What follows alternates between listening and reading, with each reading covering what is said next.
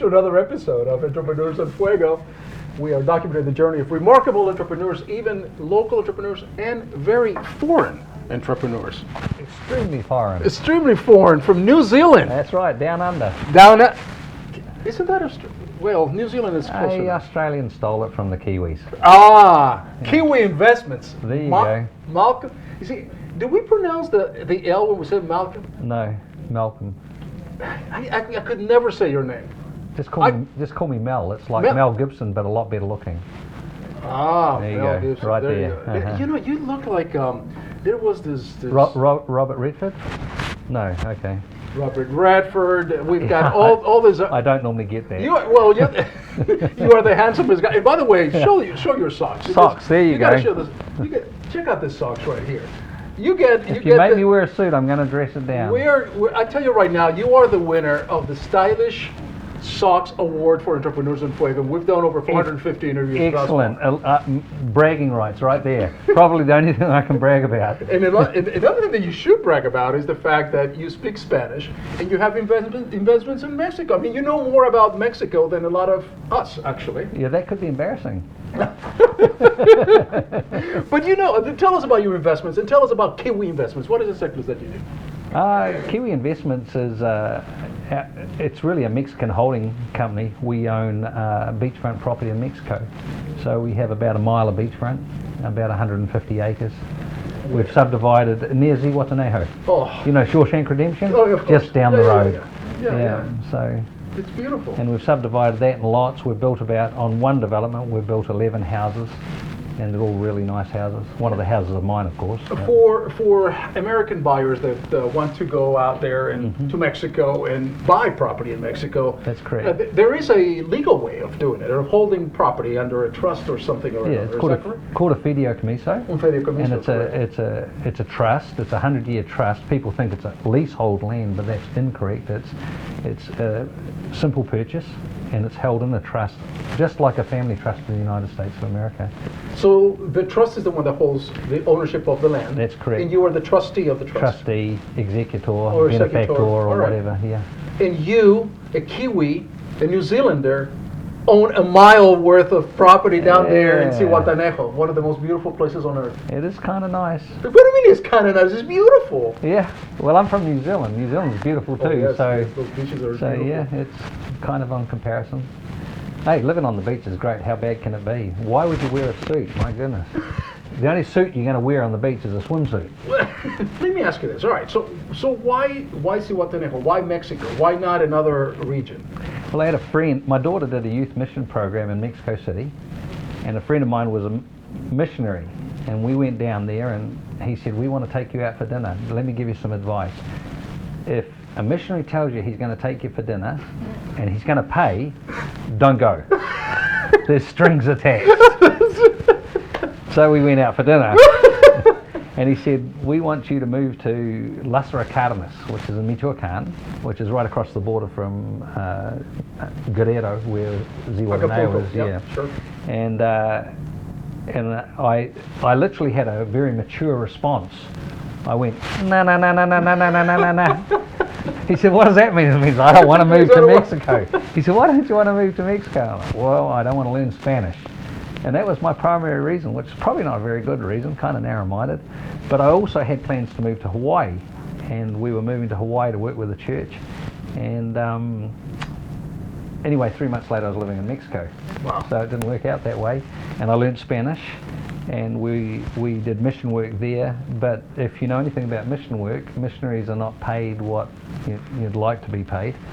They're paid rather poorly, and so business for me was an alternative to taking a missionary salary. When you find this piece of land, right, beachfront property, and you see that you could acquire this, what's that feeling? Because, I mean, you're acquiring it with the purpose of developing and reselling it, I would imagine, correct? Yep.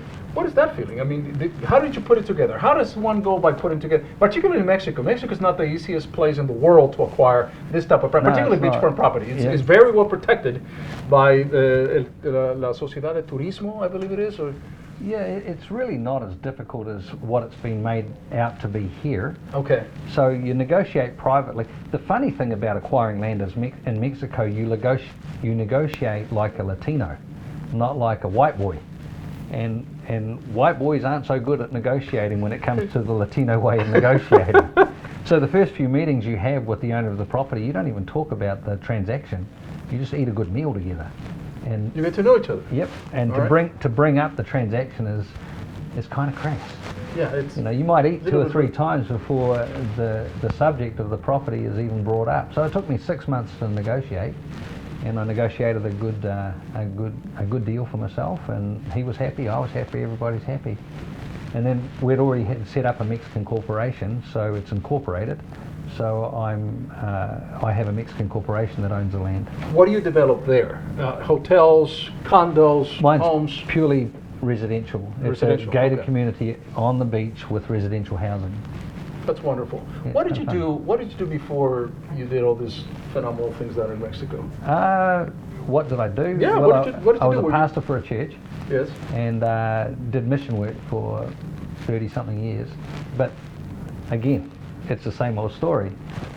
If you don't like the pay, you better subsidise it with doing something else. And I subsidised it with land, so I just bought and sold. And I bought and sold and invested the proceeds rather than spent the proceeds. So over the years, I did a subdivision in New Zealand. I bought a house when I moved back there, and I sold it, and then I bought another, and I sold it, and then I bought another, and I sold it. Then I bought a piece of land that was outside the city limits, but I talked to the city, and they had said they were going to include it in the city limits, and when they did, I could subdivide it.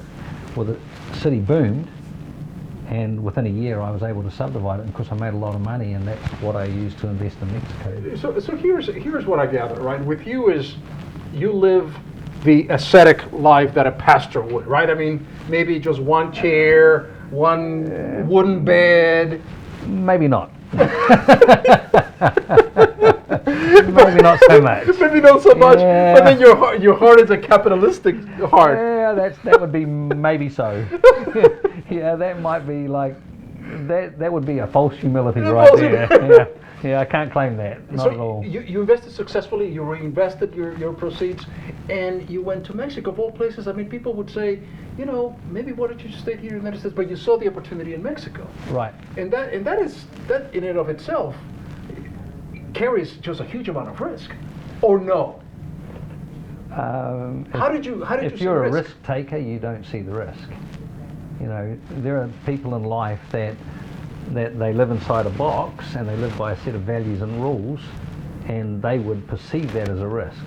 But I've never lived in that box. I've lived outside that box, and so it's not perceived as a risk. So what is a risk? When your life as a pastor, Uh-huh. okay? Do you see some of the values that you had as a pastor that transferred right into your, shall we say, capitalistic life? Oh, absolutely. What- Integrity Okay. would be the main word. I would still like to believe there are old values in this world where I shake your hand and that means something. And I think if you take that value into any transaction that you do, not only are you a better person for it, the deal's going to be a better deal because you can trust. The person can trust you, and you can trust that person based on the value of integrity. Is that the most important thing? That we should learn as entrepreneurs. Somebody that wants to be like you. Absolutely. Yeah, let your word, hey, as a pastor, what does the Bible say? Let your yes be yes and your no, no. It's as simple as that. If you agree to a term, then don't go back on it. Are you still pastoring, or you're done with still, pastoring? no, still do it. Is that what you say? You pastor? No, you preach? I preach, You yeah. preach, okay. I try to, I don't take a paycheck for it because, as I said, I don't like what you get paid. Well, you don't need to. I mean, you're investing down in That's Mexico. right. You've Yeah, invested yeah. all the It's proceeds like, and everything else. You don't need to do. I consider business to be a necessary evil to support my other habits, like preaching, and probably surfing is another bad habit that I have.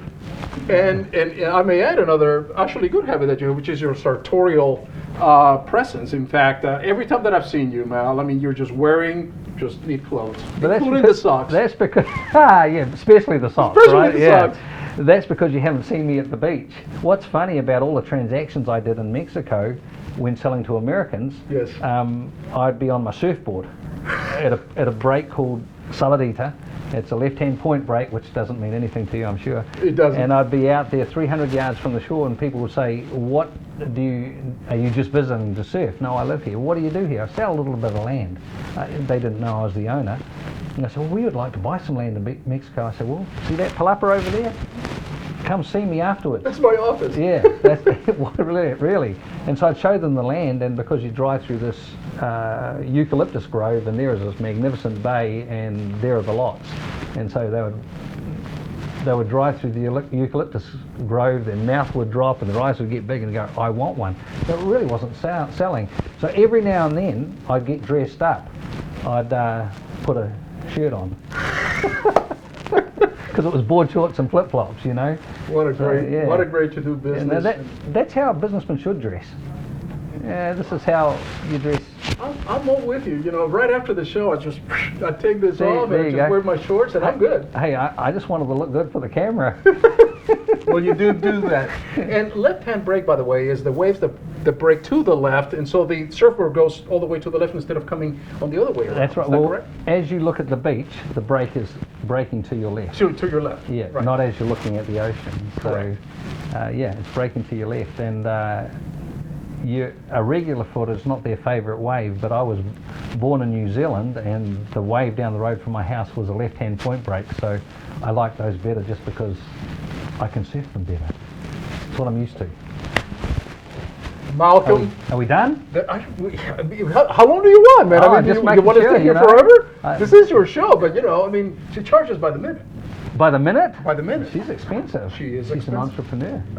That she is. And we're going to take it down to left brake and the waves and everything else. There you go. We're just waiting for your invitation, and we'll take the whole crew down to see what that is. There's an invitation. I have a big house on the beach. We can go. Hey, I tell you what, we'll just take the drones down there. Can you imagine the drones down there to promote your thing? I want some pictures. Oh.